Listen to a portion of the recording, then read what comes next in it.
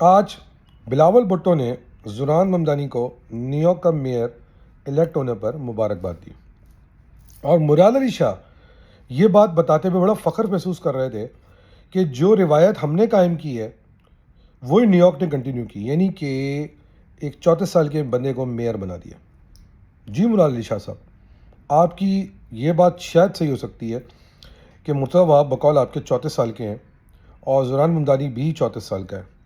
مگر ایک بات اور ہے جو شاید آپ کو پسند نہ آئے، مگر کہ یہ کہ زوران ممدانی بھی امریکہ میں مہاجر ہے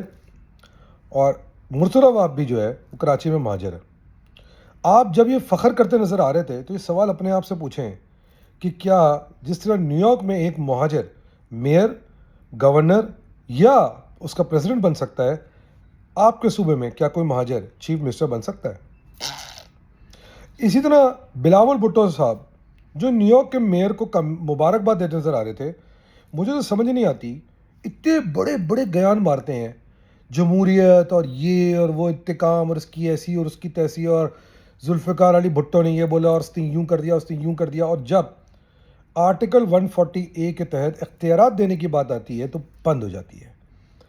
بہرحال اونچے پکوان دکان اور پھیکے پکوان، یہ مبارکبادیں آپ ادھر ہی کے لیے دیں گے یا کوڑا نظر کرم کراچی کے اوپر، اس کے حالات کے اوپر شہری سن کے اور سب چھوڑے اپنے صوبے پہ کریں گے؟ آخری بات یہ، میں دعا کرتا ہوں کہ زوران ممدانی نیو یارک کا وہ حشر نہ کرے جو آپ کے 34 سال کے میئر نے یا آپ کی سندھ حکومت نے میرے شہر کراچی کے ساتھ کیا ہے، کیونکہ بہت برا شر ہوگا اگر وہی ہونے جا رہا ہے جو کراچی کا شروع ہے، تو پھر نیو یارک کا بھی اللہ ہی حافظ ہے۔ پاکستان زندہ باد۔